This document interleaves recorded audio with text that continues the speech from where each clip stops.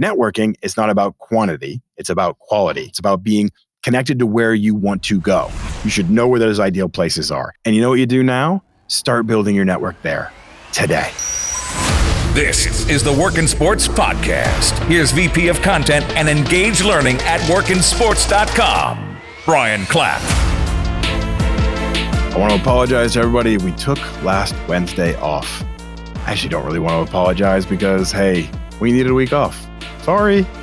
Not that sorry. We had a lot of plans going on for our team that works on this podcast production.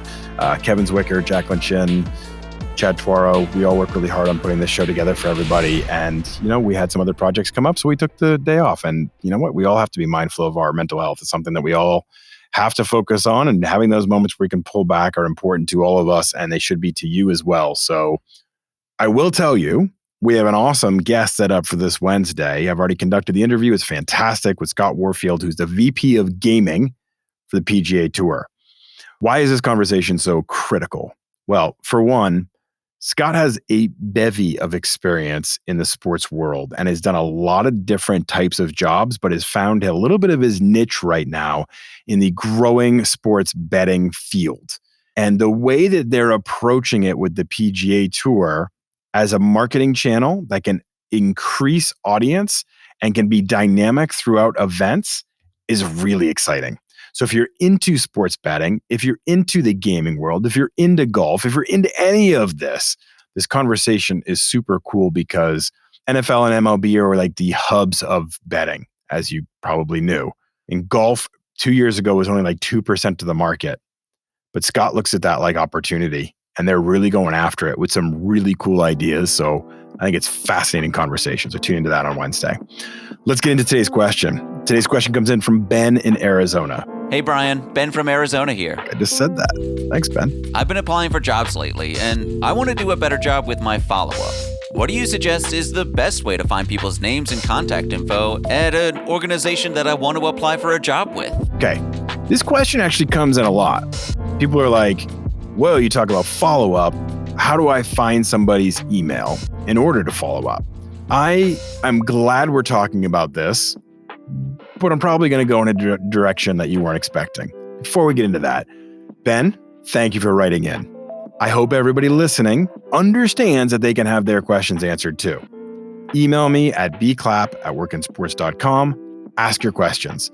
DM us on Twitter or at workinsports. Connect with me on LinkedIn. Message me there. We want your questions.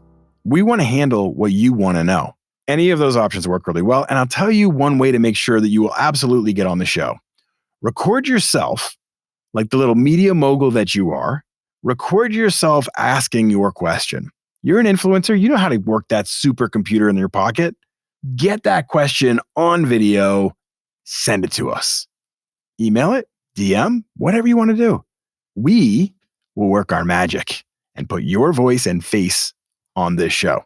So send me your questions, however you want to do it, but that's the best way. If you ask me a question and your video's there and the audience gets to hear you instead of me, that's a win for everybody. Okay, so Ben, let's dig into this concept. I think the idea of searching and discovering emails and then cold emailing somebody who's unexpected and they're not really looking for it feels very reactive to me. Like you're applying for a job and I need to go dig up this email and I need to send them something and they're like, who is this person? It feels like you're reacting in that moment. I'd rather have you be proactive. So let's plan ahead. And this is what our concept is going to be. Here's what I mean. First off, everyone out there, you should have a list of 10 to 20 organizations that are like your target companies. I understand that there are thousands of organizations in the sports industry. I'm not saying this should be your dream list. Like someday I want to work for the New York Yankees. I mean, that might be on your list, but I'm not saying this is just your dream.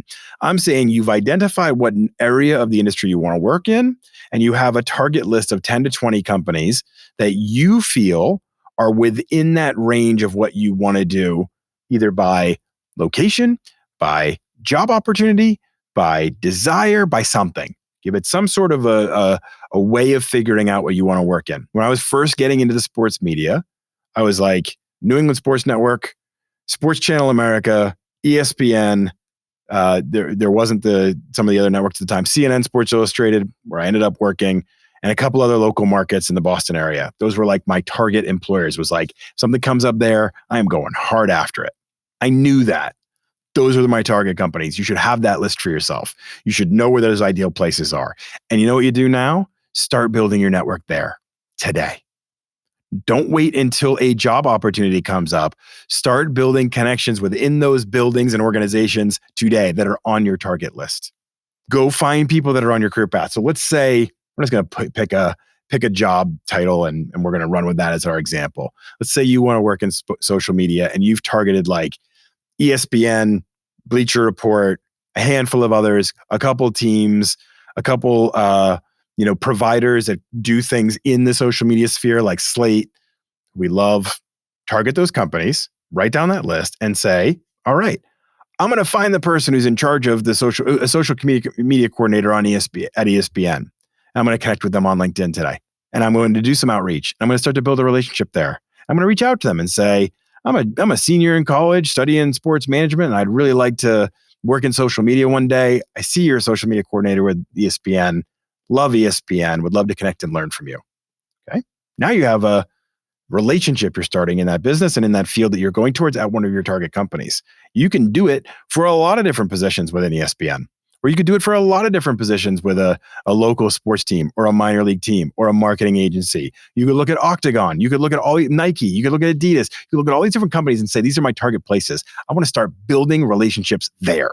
Networking is not about quantity. It's about quality. It's about it being on your path. It's about being connected to where you want to go. So now if you've started to build some of these relationships, this whole conversation starts to get easier. So let's backtrack for a second. You've made this target list.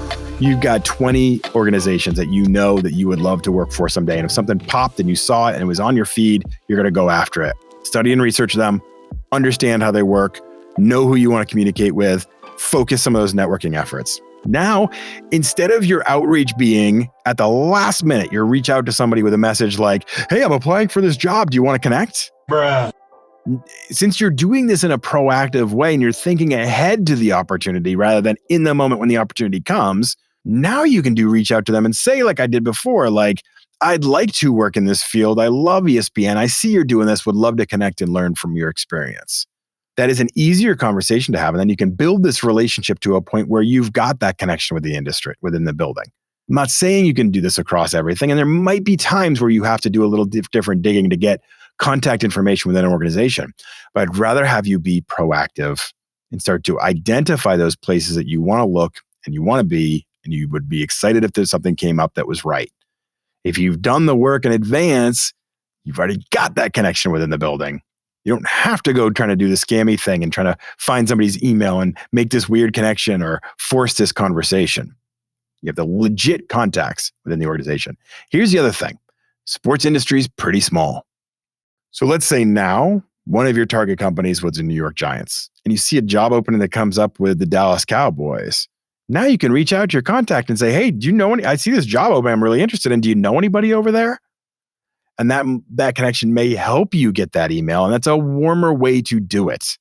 Or at least get you the conversation started with somebody else in the organization who then might be able to get you that email. These are better ways to get the contact information you want by being proactive and building relationships rather than trying to use some third-party tool that will scan and skim and get this, piece of information and give it to you. And then you're cold emailing somebody out of the blue. That's creepy. I think at least. I put my email out there, so I get weird emails. Trust me, I get weird emails. But for a professional that is hiring in a certain role, you want to find an appropriate way to get their information so you can communicate with them. Using some third-party tool or oddly DMing them or going through a Facebook group or using some social media service like Twello, I don't think it works. I think it gets a little bit creepy in there. And it doesn't send the message you think it does. You're better off being as proactive as you can. Now, here's the other thing. If you applied for a job and you got a first round of an interview, let's say, how about you just ask them professionally at the end of the interview? You just say something along the lines of, I'd like to follow up on the status of this position over the next week. What's the best way for me to get in touch with you? They're going to tell you whether it's phone number or email or whatever, but that's a professional conversation. Now, I fully understand, Ben, you're asking for this information before you've gotten an interview. But I'm saying, as you're putting your plan together for an interview, ask those questions. What's the best way to contact you? What's the best way to follow up? I think if you're more proactive, that sets you up for more success by building your network in the right direction. But if this is outside of your scope, this is not one of your target companies, but it's a job that you're really interested in and you don't have a network there, you can sometimes, I've heard of people calling the front office of an organization and asking and saying, I'm applying for a job. I'd like to reach out to the hiring manager. Do you happen to know who that is, what their phone number is, and what the appropriate way to contact them is, or what their email is? A lot of times the front desk will either give you that or say they're not at liberty to give you that. And that's a signal that that's not an appropriate way that they want you to communicate. I think that is a more professional way to go about it rather than trying to figure it out in some other mechanism. You think it's impressive and it sends off this message that, look how hard I work to get your email, but the other person may feel like it's an invasion of privacy. If you call through the front desk or if you call through their main line or something like that and say what your situation is and what you're looking for, they might get you the information you're looking for. So, Ben, thanks for that question. I've been getting it for years. I just didn't really want to answer it until this date because I do think it's one of those things that I'm like, my opinion is it's kind of creepy to go digging for emails and try to reach out to somebody in a cold fashion. But I know people do it. I'd rather set you up to look at it proactively. Thanks for listening, everybody. Again, tune in on Wednesday for Scott Warfield, who's a VP of Gaming for the PGA Tour. Great interview, super cool guy. I'm sure you're all going to really like it. Please rate, review, and subscribe wherever you listen. We'll continue to grow as much as you continue to listen. Thanks, everyone. I appreciate every one of you.